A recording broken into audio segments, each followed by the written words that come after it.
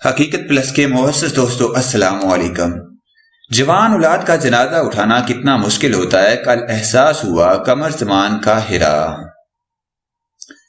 Pakistan Peoples party کے senior رہنما وسطی پنجاب کے صدر قمر زمان قاہرہ نے کہا ہے کہ جوان اولاد کا جنازہ اٹھانا کتنا مشکل ہوتا ہے، کل احساس ہوا۔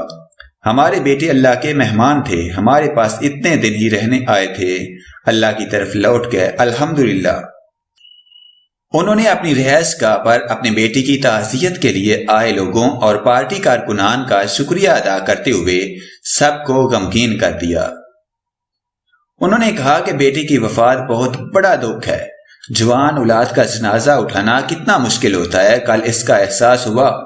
بہرحال وہ اللہ کے مہمان تھے، ہمارے پاس اتنے دن ہی رہنے آئے تھے، اللہ کی طرف لوٹ گئے، الحمدللہ۔ اللہ ان کی منزلیں آسان کرے اور ہمیں صبر عطا فرمائے۔ انہوں نے کہا، میں تمام دوستوں کا جو تشریف لائے، جنہوں نے تعزیت کے پیغامات بھیجے، ہمارے لیے دعائیں کی ہیں، میڈیا اور سب کا دلی شکریہ ادا کرتا ہوں۔ ہمارے بیٹے واپس نہیں آئیں گے، لیکن دوستوں کے آنے سے ہمارا غم کم ہوا۔ اولاد کے جانے کا غم زندگی بھر ساتھ چلے گا، لیکن چونکہ یہ اللہ کی رضا سے ہے، اس کے انعام تھے، اسی کے پاس چلے گئے، الحمدللہ، اللہ اکبر۔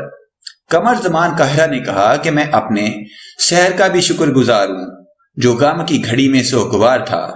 اللہ ہمیں اپنی زندگی میں بہتری لانے کی توفیق دے۔